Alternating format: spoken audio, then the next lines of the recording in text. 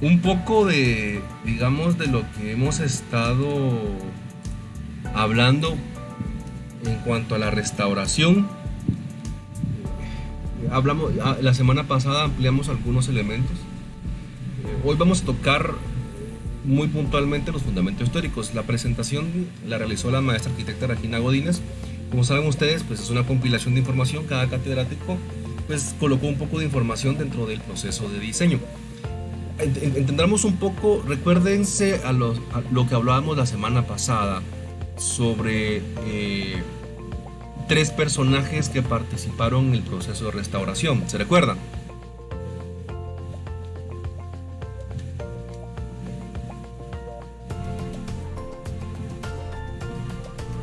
Wilson.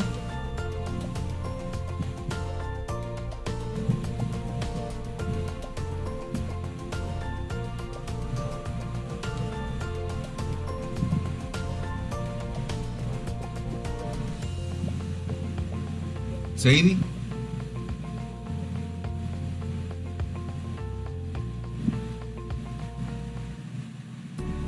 Ale. No, Arqui, la verdad no me acuerdo. Hablamos de último de tres personajes. Es Violet Duke. El padre de la restauración, Violet Leduc. ¿Quién más? Y Ruskin. Ruskin, ¿quién más? Camilo Boito. Boito, muy bien. Estos personajes terminaron siendo importantes para entender lo que hoy conocemos como la restauración desde el punto de vista teórico, científico. Se generan fundamentos teóricos que van a ayudar a desarrollar la parte, como su nombre lo dice, teórica de la restauración en el proceso. Entonces, es un instrumento que nos sirve para poder entender las características y el proceso que de alguna manera la historia ha hecho dentro de la edificación. La imagen de abajo, ustedes la pueden reconocer.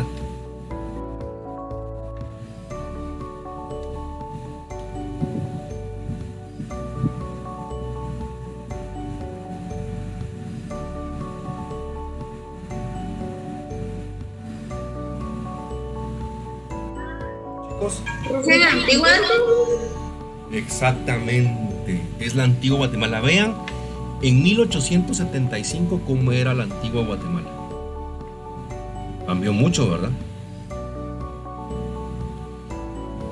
Algo que es inherente dentro de los aspectos, y lo platicábamos un poco la semana pasada, era conocer un concepto importante: cultura. ¿Qué es para ustedes la cultura?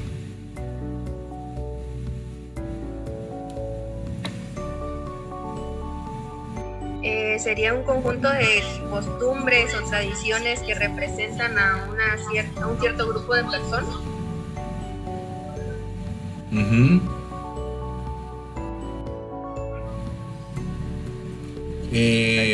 Wilson. Algo propio de cada región. No puede como que copiarse así nada más. Es como que la actitud de las personas o el comportamiento a través del entorno. Muy bien. Sadie. Yo pienso que abarca lo que vienen siendo las ideas, las tradiciones y también las costumbres que pueden llegar a caracterizar a un determinado grupo de personas. La cultura es aprendida. ¿Ustedes creen que la cultura es aprendida?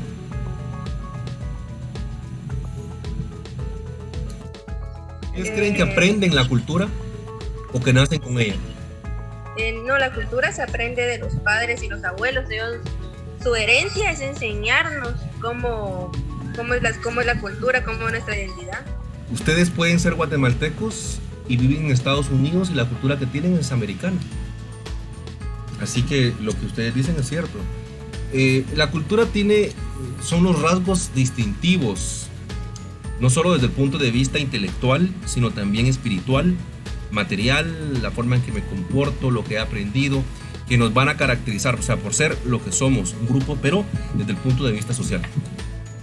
Y esto también se ve reflejado en las artes, en la forma de vida, en las tradiciones y en las creencias, que pueden ser únicas e irrepetibles y que no pueden haberlo en ninguna parte del mundo, y por lo tanto eso lo convierte no solo desde el punto de vista patrimonial como algo que debe de conservarse para las generaciones presentes, estudiarse para las generaciones futuras. Entonces la cultura, digamos, tiene que ver precisamente con lo aprendido. Etimológicamente se cree o se dice que desde el punto de vista latino significa lo mismo que cultivo o cuidado. Ya en las lenguas romances tienen vocablos compuestos que van a tener actividades específicas. Entonces, en agricultura, puericultura, etcétera, cultura, física, belleza, entonces cultura tiene mucho que ver.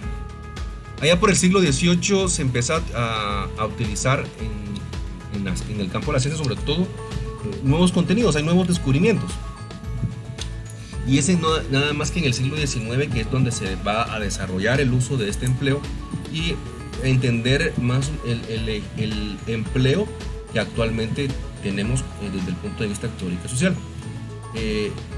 La cultura va ligada a la aparición del desarrollo de las ciencias sociales.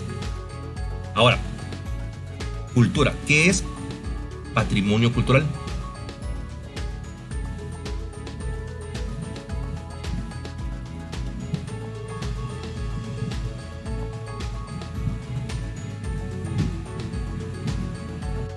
Es algo propio de la región, es propio de las personas. ¿Se recuerdan cuando les ponía el ejemplo, gracias Wilson, sobre el elemento que vimos, sobre el patrimonio? Recuerda que vimos que es patrimonio, es algo que es propio, algo que nos pertenece. Y si algo que nos pertenece desde el punto de vista cultural forma parte de nuestro acervo cultural, de nuestra nación, de nuestros límites y que nos hacen únicos, ya Guatemala establece que es patrimonio cultural. Y ellos lo definen como aquello que forma parte de la nación. Ya con eso empezamos con la primera delimitación. ¿Qué es la nación? Guatemala. Y nosotros políticamente tenemos una delimitación. Y forman parte todos los bienes, no solo bienes, sino también instituciones. ¿Ok? Instituciones. Y todo esto avalado por las leyes guatemaltecas. Y estos van a constituir elementos que pueden ser palpables, pueden ser movibles. Ya, entonces empiezan a entenderse como bienes muebles, bienes inmuebles, los bienes públicos que pertenecen al Estado y los bienes privados que son, como su nombre lo dice, pues privados. Todo aquel elemento general, incluido que también lo que no podemos tocar. Por ejemplo, la Semana Santa es un elemento intangible. Si bien es cierto, hay un colorido, hay unas andas, pero la Semana Santa en sí es un bien intangible. La poesía, el canto, las danzas. Entonces, ya Guatemala establece desde el punto de vista legal algunos aspectos que nos van dando a entender qué es el patrimonio cultural. Porque lo que hacen es que todos estos elementos reflejan la identidad y van a determinar la identidad de una población o un grupo social específico. Obviamente, conservando los valores desde el punto de vista histórico de una época específica. Bien cultural. Esto es relativo específicamente a los bienes muebles o inmuebles. Cuando hablamos de bienes muebles o inmuebles, ¿a qué creen que nos referimos?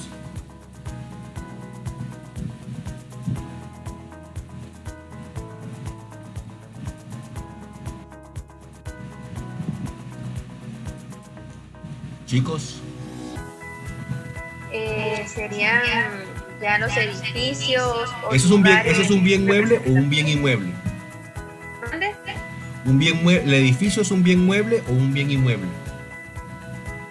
Es ¿Un inmueble? mueble. Exacto. ¿Una pintura qué sería? Mueble. Exactamente, es un bien mueble. Entonces,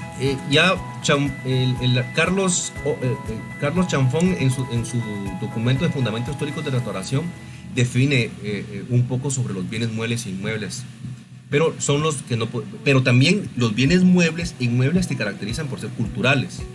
Obras de arte, arquitectura, manuscritos, libros, piezas, etcétera, orfebrería, oro, etcétera. También el cultural también tiene desde el punto de vista histórico, también artístico, científico, ¿verdad? Entonces los bienes muebles son pinturas, esculturas en series geométricas que los podemos mover de alguna manera.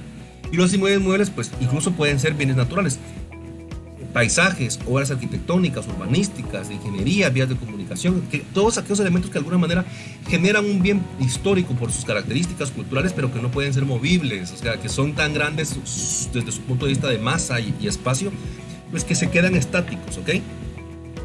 Y los inmuebles, pues tienen categorías, porque las obras naturales, por ejemplo, no son creadas por el hombre, sino por su característica única, pues, es natural.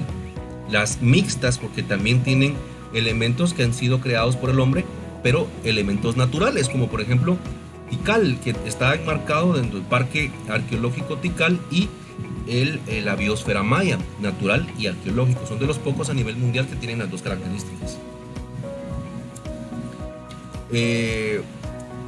Un monumento. Esto es cuando ya el hombre lo desarrolla y obviamente tiene distintas épocas, ¿verdad? Tiene que tener un gran valor desde el punto de vista de arte, ciencia, o que ha tenido un hecho relevante. Por ejemplo, aquí estamos viendo en la fotografía de abajo.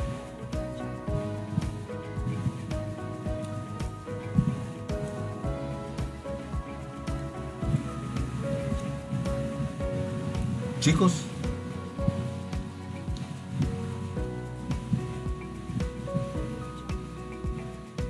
¿qué vemos en la imagen de abajo?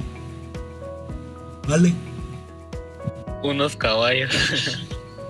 ¿No sabes qué es, Wilson? Sí, pero se me olvidó. Ya lo veíamos. Esa actualmente se llama Plazuela España. Originalmente eso estaba ubicado en la Plaza de Armas del parque que hoy conocemos como la Plaza de la Constitución en Guatemala, la fuente del rey Carlos V o Carlos III. Ahorita tengo una duda, pero creo que es Carlos III o Carlos V. Y ahora está colocado en la Plazuela España.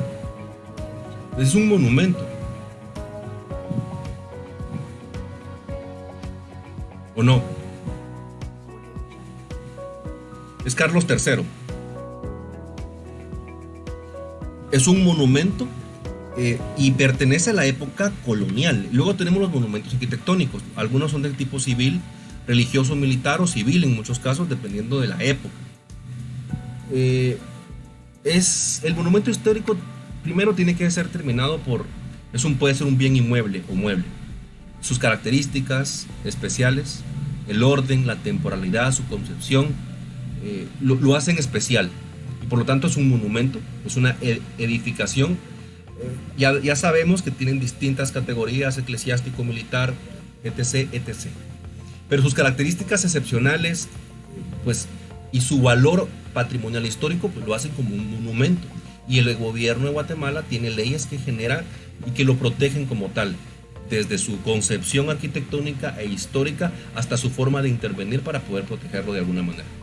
Entonces el monumento histórico es cualquier bien mueble o inmueble que se encuentra vinculado históricamente a la vida social, políticamente o cultural de un país, en este caso de Guatemala. Monumento va a ser todo aquello que puede representar valor. Ojo, valor para el conocimiento de la cultura, del pasado histórico de un lugar, de un país. Por eso a veces cuando destruimos elementos históricos en el centro histórico de Tauleo, valga la redundancia, mucha gente dice, pues una casa vieja, pero eso representa algo, tiene un valor, un conocimiento, una parte de la historia de Tauleo se está muriendo en el momento que destruimos y cambiamos un elemento. Por ejemplo, la arquitectura colonial en Guatemala, su mayor representante es la antigua Guatemala, porque fue hecho durante la época de la colonia. Recuérdense que Guatemala fue capitanía general de Guatemala, que abarcaba hasta Costa Rica durante la época de la colonización. Entonces, muchos elementos arquitectónicos tienen su tipología, sus características originales y están relacionadas específicamente a la evangelización de los indígenas, sobre todo las capillas, espacios abiertos, etcétera, conventos, conjuntos monumentales que tienen características de esta época. Entonces, estas influencias estilísticas que pueden ser mudéjar, renacentista, manierista, barroca y neoclásica, representan el conjunto de arquitectura colonial que debe ser protegida y que representa la arquitectura de una época en Guatemala. Este es un ejemplo de un conjunto arquitectónico, porque son varias construcciones que están delimitándose en una área. Ahí hay un convento, ahí hay una iglesia, dependiendo de las características, pues hay otros elementos que conforman este. Este es el convento de Santa Teresa de Jesús, que está en Antigua Guatemala. Luego, el conjunto arquitectónico puede formar y estar dentro de un centro histórico que está delimitado, es una zona de la ciudad, que está dentro de un espacio urbano. Normalmente siempre está en la parte central, como la ciudad del centro histórico, el centro histórico de la ciudad de Guatemala, el centro histórico de Tauleo. Entonces, estos lugares pues están integrados normalmente por edificios públicos, privados, civiles, religiosos, y al centro normalmente se define por una plaza. Entonces, esos dos elementos son importantes, centro histórico y conjunto arquitectónico. Cuando hablamos de conceptos ya tenemos que entender el concepto que abarca la clase, que es conservación y restauración. Para ustedes creo que es fácil, conservar es algo, cuidar, preservar. Entonces lo que queremos hacer con la conservación es, primero, conservar es detener el deterioro, que no se siga arruinando. Entonces se tienen que aplicar tratamientos preventivos, estabilizaciones, etcétera, para acondicionarlo de tal manera que no se siga deteriorando. Darle un mantenimiento, ¿verdad? Vuelvo a insistir, el objetivo principal es evitar que se siga deteriorando. Entonces hay que hacer acciones que van a tener por objetivo principal evitar la destrucción o el deterioro del bien patrimonial. Detener o retardar en muchos casos. Pero, ojo, con la menor intervención posible. Ahora, cuando hablamos de restauración, es un procedimiento donde el objeto en sí, patrimonial, bien mueble o inmueble, ¿verdad?, dentro de lo posible y su estado de apariencia original, pues va a haber un cambio. Es un proceso técnico ordenado, en donde lo que se busca es que, aparte de buscar los deterioros, se aplican los principios de restauración, ¿verdad?, dependiendo del estado del edificio, del estado de conservación, y se generan acciones sobre los daños que se encuentran, sobre los deterioros que se encuentran, con el objetivo principal de poder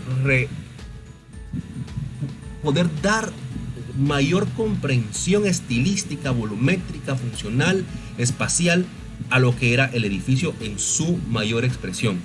Pero eso sí, tenemos que respetar algunos aspectos, como su valor histórico, su integridad estética, su originalidad física, funcional. ¿Ok?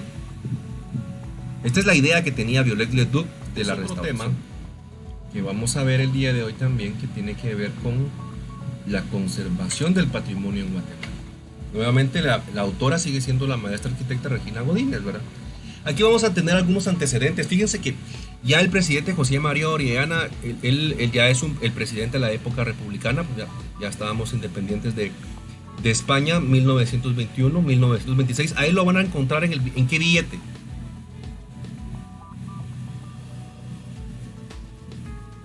Se los dejo, pregunta de examen. En el 10. Cállate. Busquemos bien. Entonces ya es el primer antecedente en cuanto a la idea de recuperar la arquitectura guatemalteca antigua. Ya había un estilo neocolonial, ¿verdad?, que aplica elementos que se encontraban en Antigua Guatemala, pero ya con una concepción espacial diferente y con materiales diferentes. También incluso integran elementos que conformaban la cultura maya y elementos neoclásicos. Era un estilo ecléctico, había una fusión de varios elementos. Entonces, luego viene Lázaro Chacón y él empieza a hacer obras como la Escuela de Medicina y la actual Casa Presidencial, que van a ir dejando distintas huellas elementalmente arquitectónicas que forman parte del desarrollo arquitectónico histórico del acervo patrimonial de Guatemala. Es el eclecticismo ya por los años 20. Por ejemplo, aquí vemos el Paraninfo. Ese está sobre la Segunda Avenida, en la Facultad de Medicina. El Paraninfo, la Universidad de San Carlos tenía sus edificaciones en el centro histórico y eran edificios que formaban la facultad. Ya hasta después que se desarrolló la ciudad universitaria, pero antes la Universidad de San Carlos tenía estos edificios, todavía siguen funcionando. Aquella época, en los años, la Facultad de Medicina y de Farmacia la desarrollaron los arquitectos Guido Albani y Juan Domergue. Y también otro edificio que fue desarrollado por ellos fue el Palacio de Justicia. Luego aparece otro personaje que dejó mucha historia arquitectónica. Los abuelitos de nosotros hablan maravillas de él, que es el general Jorge Ubico, que gobernó Guatemala desde el 31 al 44. Ahí él desarrolla un acontecimiento interesante que todos los dictadores era que ellos querían dejar en su país, en la región, en el lugar, testimonio de lo que ellos pensaban. Entonces se generó un auge en la arquitectura nacionalista. Arquitectos que van a trabajar en esa época van a ser el arquitecto Manuel Barahona, que él aplica un estilo neocolonial. Entonces trabaja edificios interesantes desde sus escalinatas, arcarías que son especiales. Entre ellos, un edificio muy especial es el Palacio de la Policía Nacional, que está en la zona 1. También Sanidad Pública, Aduana Central, los salones de exposición de la feria, el Salón de la Industria, que hoy son los museos, ¿verdad? El Palacio de Recepciones, que incluyen elementos espectaculares. Esto es el Palacio de la Policía, hoy es el Palacio de la Policía Nacional Civil. Es de estilo neocolonial. Vemos este edificio, lo podemos ver cuando estamos en la zona 1. Yo nunca he entrado, espero nunca entrar tampoco. Luego este edificio es particular, que tiene algo interesante, porque esto trae del antiguo Guatemala un elemento que funcionaba allá, que es el famoso Arco de Santa Catarina. Y hace alusión a ese elemento y genera dos espacios unidos por este arco. Este fue hecho, hoy se llama Correos y Telégrafos y es Patrimonio de la Nación, de Rafael Pérez de León, un arquitecto que me va a dejar huella con este tipo de edificaciones en la época de Jorge Ubico.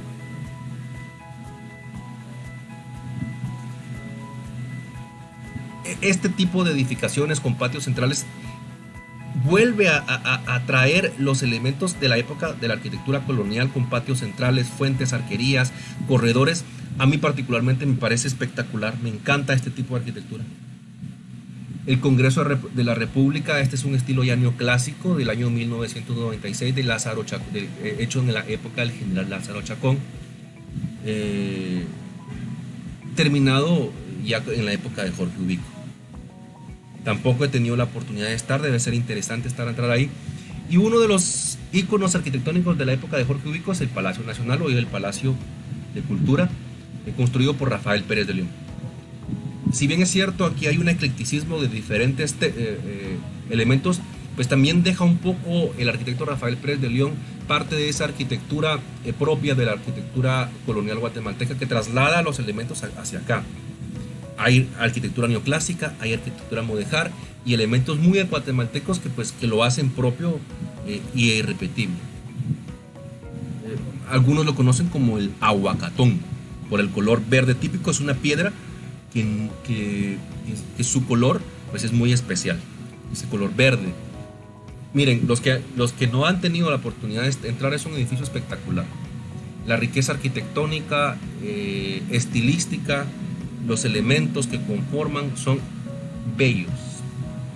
Incluso una de las historias cuenta de que los picaportes que tienen la forma del quetzal, ustedes van a encontrar cuando el picaporte tiene un sistema que ustedes tienen que presionar. Cuando agarran la manecilla, presionan con el dedo pulgar para poder abrir las puertas. Y ustedes van a encontrar una huella digital. La leyenda cuenta que esa huella digital es la representación de la huella digital del general Jorge Ubico. También no solo va a haber arquitectónicos, sino van a haber murales como los de Alfredo Gálvez Suárez, que se van a encontrar en el Palacio Nacional, que es La Conquista y Don Quijote y Sancho Panza. Urruela, que va a desarrollar los vitrales, que están en el Salón de Recepciones, o Roberto González Goyri, que están en el Salón de Recepciones. Roberto Galiote Torres, Guillermo Grajeda Mena y Dagoberto Vázquez, que van a desarrollar los de Salón de Banquete, y aproximadamente 16 vitrales que van a desarrollar las virtudes civiles, el progreso, la labor, la paz, etc. El tema del Salón de Recepciones, que desarrolla la vida prehispánica guatemalteca, famoso Tecumumán. Hay una historia contada ahí con Pedro Alvarado y el obispo Francisco Marroquín, que fueron y son parte de la historia cultural, de la historia Guatemala.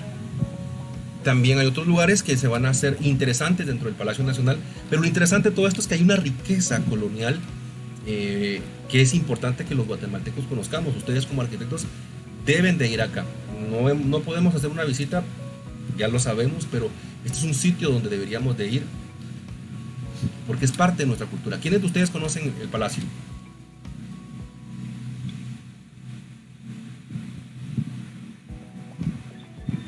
Todavía no, Arquis. ¿Ninguno de los tres? No. Bueno, pues es importante. O sea, ustedes como arquitectos no pueden dejar de conocer todas las edificaciones importantes de Guatemala. ¿Cuándo aparece la conservación en Guatemala? Mire, la conservación ya es una actividad como tal, que le agrega valor a las edificaciones, y no solo se da en Guatemala, sino a nivel mundial, sobre todo a mitades del siglo XX. ¿Qué es lo que le da origen a esto? Primero hay una sensación, una sensibilización por parte de las instancias públicas, por los gobiernos. Guatemala empieza a firmar acuerdos a nivel internacional que empiezan a proteger, a generar acciones y leyes para proteger el patrimonio desde el punto de vista cultural, arquitectónico, y Guatemala pues se une a este fenómeno. También se generan procesos de investigación, que eso es muy importante, exploración de monumentos prehispánicos, sobre todo porque vienen muchas universidades norteamericanas a hacer investigaciones en el norte de Petén, en el centro de Petén. Morley hace investigaciones importantes sobre la cultura maya que le dan una gran importancia a Guatemala desde el punto de vista arqueológico, y obviamente edificaciones desde el punto de vista colonial, que generan de alguna manera tener que intervenirlos y conservarlos para poder mantenerlos, o sea, conservar. Y este tipo de situaciones pues generan una conservación, el inicio de la conservación en Guatemala. Sí hay leyes que establecen la protección de los patrimonios, pero el proceso de conservación como tal, yo considero que todavía las leyes están muy verdes. Hace falta regular el proceso formal de la conservación en Guatemala. Sí tenemos teorías, tenemos influencias de conservación. Nosotros, por ejemplo, Guatemala tiene influencia de la conservación de la escuela mexicana. Mi maestría de restauración, la escuela de restauración es avalada por la Universidad Autónoma de México. También tenemos diferentes tratados, cartas a nivel internacional que regulan o no regulan, sino que establecen cuáles son las actividades y la forma de cómo se deben de tratar las actividades en cuanto a la conservación.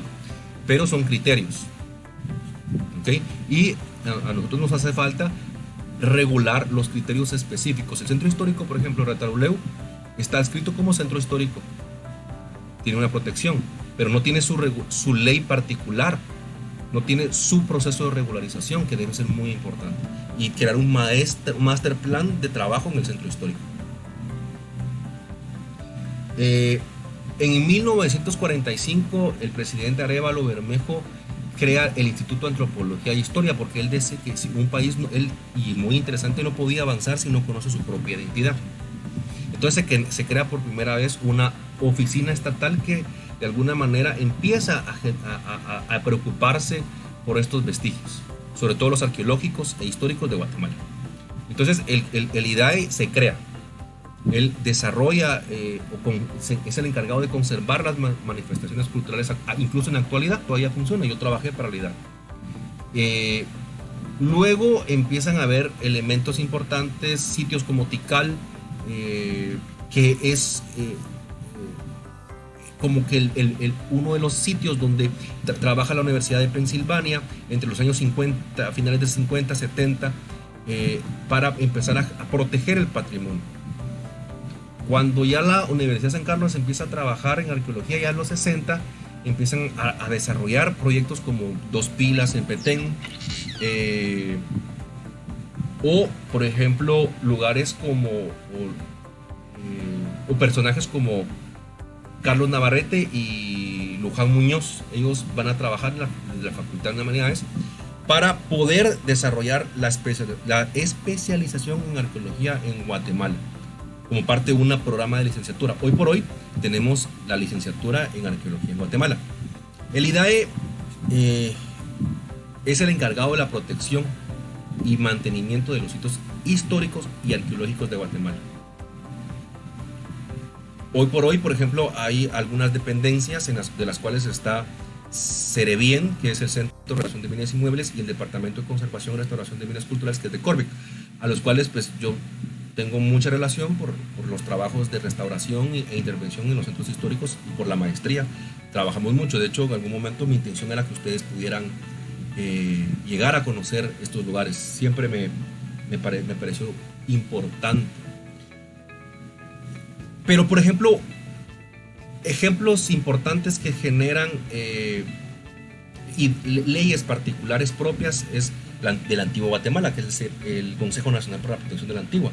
Recuérdense que el Antiguo Guatemala es uno de los primeros sitios que se protegen a nivel mundial, y la UNESCO le da esa particularidad a centros muy importantes. Y la Antigua es uno de ellos, entre los cuales te tiene que generar las leyes particulares, generar este consejo para poder protegerlo y conservarlo, sobre todo para generaciones nacionales y presentes, o internacionales presentes y futuras. Antiguo Guatemala tiene su propia base. Esto es algo muy importante que entendamos. Tenemos que entender que la regularización de los centros históricos tiene que ser caracterizada por su propia, valga la redundancia nuevamente, sus propias características. El centro histórico de Guatemala no es Retalhuleu, no es Quetzaltenango, y eso es lo que hace falta en el caso de acá, de Retalhuleu, de que se pueda generar un propio consejo que pueda generar su propia base legal para regular su funcionamiento. Otras historias que son muy importantes son el Parque Tikal. Esto fue inscrito en el año 79, tiene la misma edad que yo, y está en el departamento de Petén. Aquí no solo está la parte arqueológica que protege el sitio importante de la civilización maya, sino todo el sitio o el pulmón que es que protege la zona núcleo central de la biosfera maya. Aquí tenemos una fotografía un poco antigua, no de las primeras. Musley fue uno de los primeros que empiezan a tomar fotografías y hacer el análisis de estos lugares. Entonces, por eso el principio de la conservación se va a dar en estos sitios arqueológicos, sobre todo hechos por personajes, historiadores, arqueólogos o científicos que no van a ser de Guatemala, sino de otras universidades, específicamente de Estados Unidos. Incluso aquí en Tacalica trabajaron también personajes o arqueólogos o científicos de la Universidad de Pensilvania, tanto que ahí están las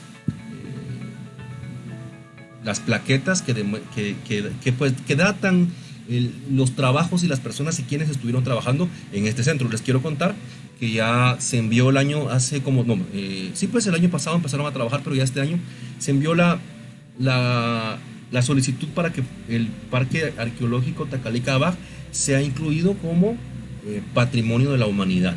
Entonces es una noticia muy importante. Ya el Parque Nacional Tikal como tal es de fecha del 26 de mayo del 55. Ya se genera su acuerdo gubernativo y tienen que generar sus propias reglas. Si bien es cierto, fue reconocido como Patrimonio de la Humanidad en el 79, Guatemala le dio su postura legal en el año 55. O sea, primero fue Guatemala y posteriormente fue a nivel mundial. Otro que fue inscrito en la época del 79 fue la Capitanía General de los 5 países que conforman Centroamérica. La última parte que se conoce después del traslado fue antes del terremoto del 73 de Santa Marta, y ya después pues se desarrolla la nueva capital que está en el Valle de la Ermita de las Vacas, ¿verdad? Ahí hay muchos estilos, sobre todo renacimiento, barroco, rococó, manierista, pues que entonces forman parte de todo ese vestigio interesante. Recuérdense que no solo es una ciudad monumento, sino es una ciudad, es un patrimonio de la humanidad. El 1524 Pedro Alvarado funda la ciudad de Santiago de los Caballeros de Guatemala, hoy conocida como la ciudad de Antigua Guatemala. Aquí vemos ese famoso arco que hablábamos en imágenes anteriores con el edificio de correos. Pues esta es una analogía y es un elemento conceptual que se traslada a la Guatemala con ese edificio. Otro parque, este fue inscrito en el año 1981, es el Parque Arqueológico Quiriguá. Nuevamente lo que encontramos aquí son elementos arqueológicos, vestigios de las culturas precolombinas. Sobre todo está temporalmente clasificado a la época clásica. Los años que data son desde el 50 después de Cristo al 900 después de Cristo. Lo descubre John Stephens en el año 1841, y en el año 1981 Quiriguá lo data como Patrimonio Cultural de la Humanidad. Este lugar, si no lo conozco, creo que sería un sitio interesante para futuras visitas que podríamos organizar nosotros. Guatemala también está, la ciudad capital en la zona 1, o Guatemala pues como tal, tiene áreas protegidas. Lamentablemente han sufrido alteraciones. Siempre los intereses económicos son los que prevalecen a veces sobre los bienes culturales, y esto le ha hecho mucho daño. Quiriguá pues ha sufrido mucho sobre todo eso. Recuérdense que fuimos una época bananera, una república bananera, y pues esos lugares que conforman estos sitios arqueológicos, ciudades, pues son utilizados para poder sembrar banano. Uno de ellos pues era la United Fruit Company. Encontramos vestigios como esto.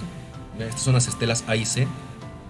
Otro lugar que es patrimonio, acabo de ir recientemente, es el Champey, pero me llevé la triste